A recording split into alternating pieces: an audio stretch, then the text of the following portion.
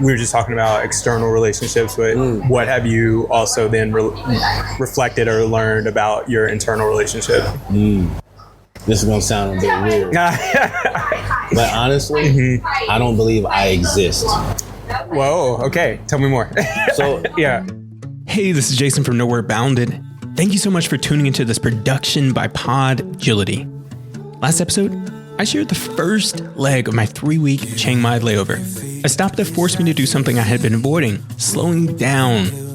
Today, you'll follow me through a roller coaster of misfortune, serendipity, and the less glamorous parts of solo travel as I finally began to process some partially self-inflicted heartbreak.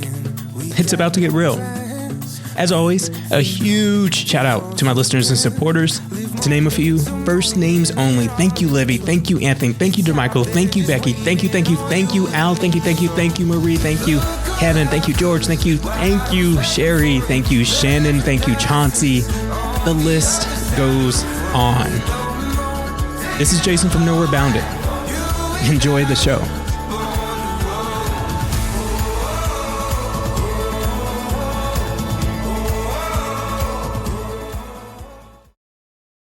Okay, so I just woke up. It's 7:15 a.m.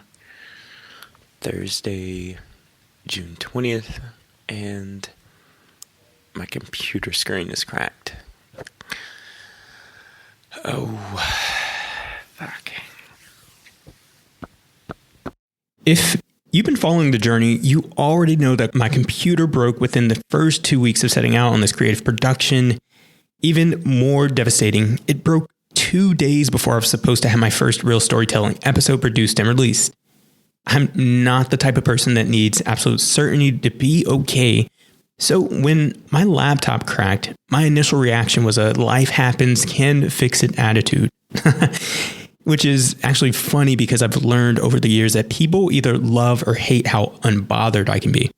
If you're familiar with the Knowles in the outdoor community, I like to think of it as one of their 7 leadership skills: tolerance for adversity and uncertainty.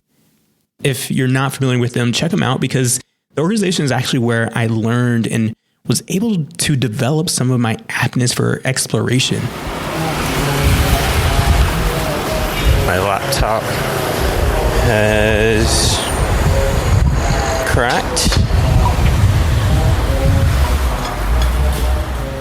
Once I found a repair shop with good reviews, I went to PJ's to get a hot latte and to think for a while. Hot latte, please? Yes.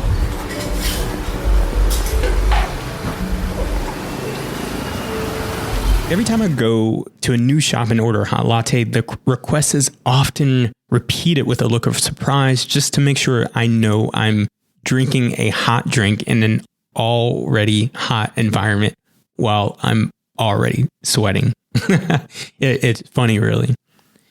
As I sat at PJ's, I debated if I should just cut my losses early and say just kidding to the whole trip and production because I knew I wouldn't be able to follow through with the launch, but I was still determined, and I decided to eventually grab a motorbike taxi to a computer repair shop close to the University of Chiang Mai because I just couldn't give up yet.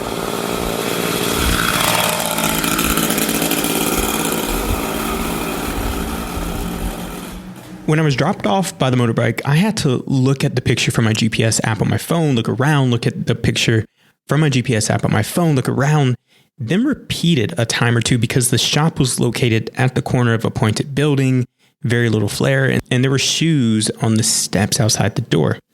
When I walked up, I took off my shoes as well. There were 3 people in the shop, and one of them pointed to the actual owner. We greeted each other, Swadika.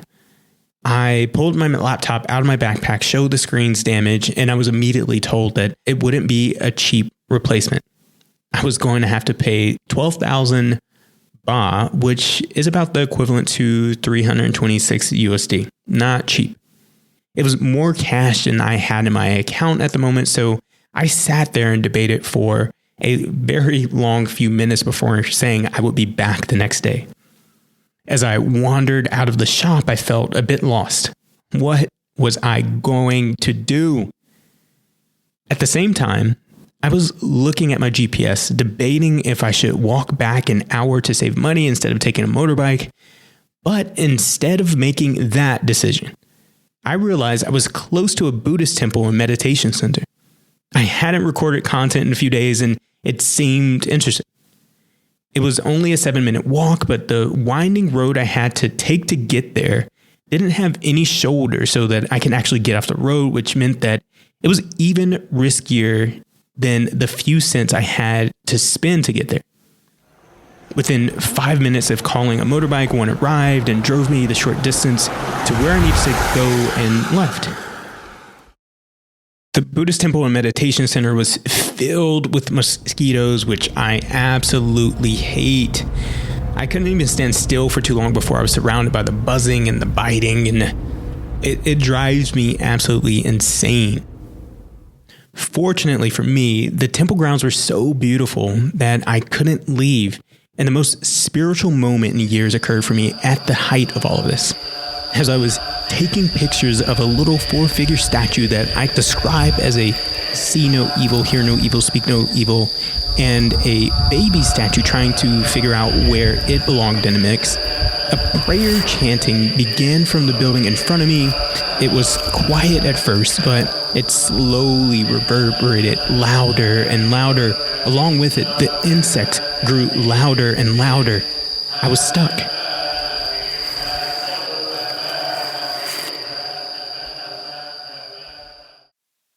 This single unexpected moment calmed me. I began to walk around the temple, kept taking pictures, and I was in a daze when on my walk, no kidding, a bee or wasp stung me on the top of my head. It hurt so badly that I ran up the hill, dropped my sunglasses, had to turn around and go back to get them, and ran back up the hill thinking, am I about to die? Although it wasn't Japan, the pictures, the videos, and stories of large hornets was the image that entered into my head at that exact moment. And that was also my cue to leave. I took a motorbike back to my place and reached out to my second family to ask if they could assist me in covering the laptop cost. I was going to try and salvage my trip. The next few days consisted of trying to stay positive in order to access the creativity I needed to produce the show. In one of those moments, I sat in a coffee shop and a monk walked in for their morning drink. After sitting beside me, then moving to another seat, and then coming back to sit beside me, the monk asked, "Where are you from?" I learned that his name was Tuskakit. He was 28 years old and was originally from a neighboring town. We exchanged conversations through the translation apps we each had on our phones and engaged in an unexpected conversation. I, probably like most tourists, started by asking him rudimentary questions about the life of a Buddhist, but then I also realized that I should ask what he also wanted to learn from me. Our conversation topics took us from religion to family to countries to politics and wisdom, and it went on, and it was all through our app. We ended up having an hour-long conversation until I had to go, but we exchanged contact information and a photo before I left that I later posted on my social media account, Nowhere Bounded. That night, I decided that after I got my laptop back, I would eventually purchase a cheap bus ticket to a northern town called Chiang Mai so that I could clear my head. Remember when I talked about beginning to process? A few days went by, I produced another show, and then off I went. I got on a bus at 7 a.m. one morning to head north. As I was listening to sad music with tears in my eyes and journaling on an app on my phone, an old friend from high school texted me. "I've been listening." Our conversation then went to him asking a few warm-up questions before ultimately asking, I'm reading verbatim here, "Can I give you my honest feedback?" I responded, "Absolutely, always." Then we got into a creative texting conversation about the show's production. I loved every single moment of it because it was actually the first time I got unsolicited listener feedback.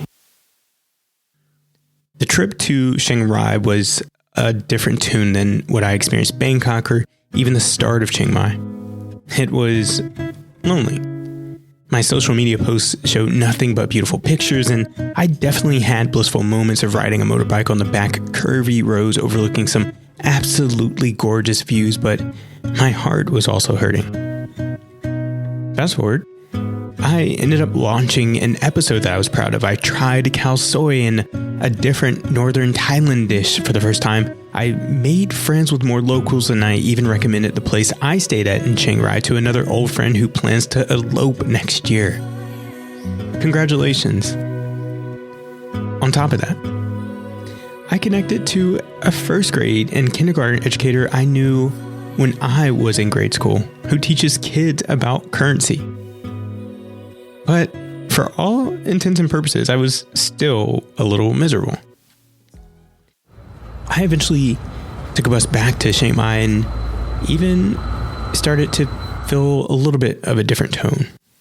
Out of nowhere, I found strength in not asking the question if I am nowhere bounded, but saying I am nowhere bounded and believing that I will have real life setbacks, negative internal dialogue, moments of loneliness, but the process of directing the things that I can control when those hurdles are in my way or in life, that is the key. Even with that mindset, I was still spinning. I had a few more texts and calls with old friends, and one of them was even at the height of a personal rejection. I sat in silence. I cried. My friend listened. We got off the phone. I went for a walk and ended up talking to a stranger from Zimbabwe who walked up to me. These are moments of connection that can't be planned even if I wanted them to. I had 2 days left in Chiang Mai, a flight to Kuala Lumpur, Malaysia, a room booking that was incorrect, and I had a decision to make. Should I stay on my existing itinerary and re-engage with city life, or opt for something different, something maybe even a little more healing? What did I do? I waited until the last night before I left to decide, instead of staying in the city center of Kuala Lumpur, that I was going to go get a flight to Kuala Lumpur and then take a train and ferry to an island for a week. I needed the ocean. Once I got to the airport, I went to a coffee shop and eventually exchanged hellos to another person. We ended up talking from across the room for a few minutes when I had learned his name was Marcus, he's from California, and that he's actually traveled for a few years. I asked what he was doing traveling. He asked what I was doing traveling. After I explained a bit of where I'd been prior to traveling, one of the painfully valid comments I got back was, "You're almost out of places to run." I laughed through the pain of that comment. While I had been traveling and pursuing a passion project, people back home were beginning to express concerns. It just intensified the feelings of isolation. We talked some more, and he eventually agreed to have an on-air conversation, and our conversation ended up being one of my favorite food for thought combos thus far. Thank you, Marcus. You mentioned as well, like you were trying to seek maybe some healing within the self relationship, like within yourself, and so it's like we were just talking about external relationships, but what have you also then reflected or learned about your internal relationship? This is gonna sound a bit weird, but honestly, I don't believe I exist. Whoa, okay. Tell me more. So yeah. Bear with me here, right? We didn't have a choice whether we came into existence, right? Yeah. Did we have a choice in the parents and the family? No. Okay. Did we have a choice in the environment that we grew up with that family? No, unless you left. Yeah. So all these things shaped us, right? Yep, absolutely. So then you go off and you get older. What makes you think you have a choice now? Decide. Like you try something different. No, what do you mean? Like, what, but choice about what? I guess about anything. Because listen, okay. every choice you make is based off the conditioning of the family or the environment. Where is there a you in there? Where is there an individual? Right? I think. This is me. Is that there is no God because there is only God. Okay, that's I like that. Right? Okay. So, you don't have a choice because there really is no you. You're just God dressed up as a black man traveling. I'm God dressed up as a black man traveling. And this is all a divine game. The illusion of individuality is a divine illusion. I'm me, you. But in reality, at the core of things, it ain't no difference. See what I'm saying? No, I see what you're saying, and I don't disagree in terms of we are always in some ways interacting and basing our decisions off of our environments. So let me give you a test. Give me, tell me something. That is not your environment. Past, or present. And give me something that is not your family, has nothing to do with the DNA that runs through your veins. Tell me a purely authentic. Tell me your name again. Jason. And it's Marcus, right? Right. Okay. Tell me a purely Jason that's not influenced by anything.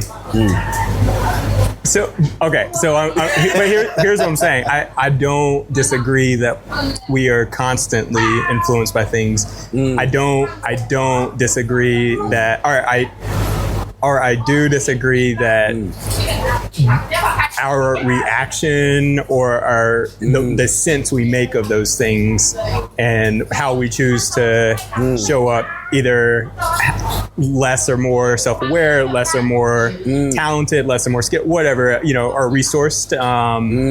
And so I think it's like, for me, it seems like this two-way relationship where in some ways, like for me, like I agree with you, will never get away from the things that my environment I grew up from, the family, the things in which my DNA, epigenetics, all these things. And I think that like I can make choices, and I constantly make choices to show up in new ways to re-influence, maybe in the connection to what you said, my God, my and what this my thread or my fabric is in this life. And so I think that for me, that in itself is what a person is, or what existing is. I studied Theravada and then Zen Buddhism from Japan. And what's interesting, they do this thing called shishin at this monastery. And so for 6 days you don't talk, you meditate for 12 hours a day, right?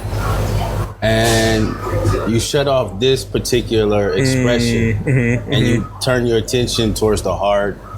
So it tripped me out because this DNA, right, has a lot of its own wisdom because it has learned how to survive. Right, absolutely. It's learned how to attract so it can reproduce. Absolutely. And carry on. Right? So your particular DNA has this genius, has its way. Absolutely. Right. That is super powerful. Right? And so Zen Buddhism teaches you how to tap into all that. Right? The heart has its own eyes and it has its own ears, independent of everything else. I like that. It's true. Yeah. When you really shut everything else off and you focus on the heart for a long time, it will begin to speak. And you can see things in people that you can't see with these eyes. It's like crazy. Zen Buddhism. Where it's a retreat that you like. It's a monastery in Klatskanai, Oregon. Okay. Called Great Vow Zen Monastery. Got it. Okay. And it's an elementary school that a husband and wife doctors, they bought it and they turned it into a monastery. Oh, wow. Got it. And so they're both like Zen priests or whatever. And then they have nuns and people come and stay and and learn. Yeah. Yeah. No, So sounds interesting. I was in LA, some stuff didn't go right. Yeah. So I found them online. Got it. And I was like, I want to go meditate. And went, and it was crazy. Yeah. No, this. Yeah. And I've never been in that position where I have like only been tasked to not speak or to stay quiet to long enough to, I think, gain maybe the depth of insight and wisdom that you're talking about. But I can, like, as you're describing to me, I can like feel what you're saying. You know what happened when I sat down on the meditation mat? I think I had been there for 2 months at that point. And a voice inside of me said, "Welcome home." Because this is the thing with all this stuff going on. We're programmed to look out for everything. Everything is outside. Everything is outside. Nothing is inside. Right? But in the reality is, that's where everything is. That's where the source is. Right? So if a planet, a piece of a planet breaks off and goes 1 trillion miles that way, Right. and then it lands somewhere, Yeah. and then it grows and it becomes whatever. Yeah.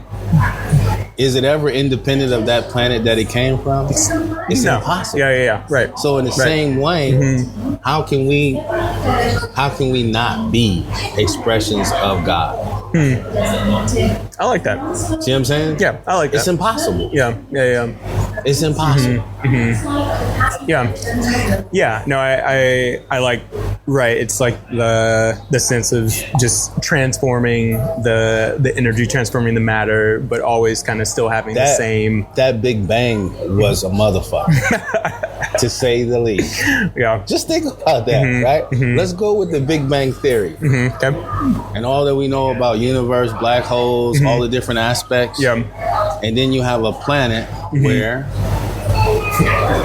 people started to fucking grow. Right? Because our environment and us, we go together. You can't have one without the other. Right? Right. So that power is fucking crazy. Now the other side of that, I'm like, this is probably gonna challenge you a little bit. Okay. Right? What everybody is looking for is found in deep, dreamless sleep. What is deep, dreamless sleep? Nothing. It's nothing. Okay. Something and then nothing, right? Okay. So think about this. Okay. Think about when you've been in possession of something that you really wanted. Yeah. Whether it was a woman, money, whatever. It's right there. At some point, you have to turn away from it to go to where? To nothing. Because it's the only place you find true satisfaction. When you go there, you're not white, black, you're nothing. You return to the absolute source. So then when you wake up, you're like, oh, I'm fresh. Because what it is, nothing is unactualized potential. The waking state is actualized potential. I like that analogy. So most people are afraid of death because they think it's going to be, you're locked in a dark room, like your own punishment. But when you go back to nothing, nothing can follow you. Okay. Loneliness can't follow you. Nothing follows you. Right. Because you go back to being no thing. No, but nothing but nothing follows if I'm following this and incorporating, I think, our conversation already. If nothing follows, at least you to that place, who you were in the world will always kind of still be influencing the world. Well, still, the way right? that the Ramana Maharshi and the different the way they describe it is like this. It's the 5 elements. Okay. Right? Food quality. Okay. And food quality and the breath is where consciousness comes. Okay. When those things are gone, consciousness leaves. Right? So in their belief is that the only real God is consciousness. Because you can't even have a concept of another God or anything without what? Consciousness. Yeah. So for them, once the breath leaves, consciousness leaves. So this person ceased to exist. Got it. And then what are you left with? What was already here in the first place. Okay. Right? But what about the pieces of planet that came from you while you were here? Like What you mean, the analogy you talked about, like what if a piece of a planet broke off and went trillion miles away? It will always be a part of that planet. If a person has kids, like you know, or whatever, But, you know, okay. Again, hold on. Okay. Is it the person or is it potential continuing to actualize itself? I would say the latter. So like my son, But how does this connect it to like never existing though? Like because if there's something, the opposite is nothing. Okay. If everything is moving, Okay. right? Where's the still point? Everything is moving. Okay. Your body's moving. Your mind is moving. Yeah. Everything out here is moving. Absolutely. Right? Yeah. But the still point, that's where source is. Okay. It never changes. Yeah. It never leaves. It never comes. It always remains the same. And the only way that you can know all this stuff is moving is because there's something in you that's not moving. Yeah. All right. I'm gonna pause this. Yeah. I think that's a good. I think that's a great like ending point of Okay, cool. conversation. Just as a food for thought and something I'm going to be thinking about. And so, I hope to share this conversation. No, for sure. I'll share the podcast. I hope it's beneficial to someone. Yeah, thank you. I mean, it's great to run into you. For sure, man. Yeah, absolutely. This is why I like traveling. Yeah. If you enjoyed today's storytelling podcast, please like it on your preferred platform. It really helps the show's visibility since I don't pay for advertisement. Share the show with family and friends, follow us on social media at Nowhere Bounded, and be sure to tune into our next episode, which drops next Friday. I don't know where I'll be by then, maybe in a new country, possibly approaching the tail end of this particular journey, or somewhere completely unexpected. Until then, this is Jason, and you're listening to Nowhere Bounded. Safe travels.